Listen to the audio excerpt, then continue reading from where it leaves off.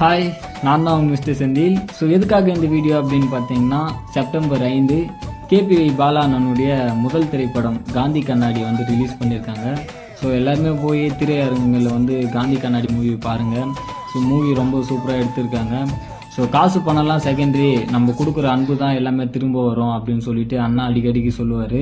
So அந்த love and support வந்து இன்னைக்கு நான் தியேட்டரில் பார்த்தேன். ஸோ அண்ணனுடைய மூவி பார்த்துட்டு நிறைய பேர் உணர்ச்சி வசப்பட்டு அழுதாங்க.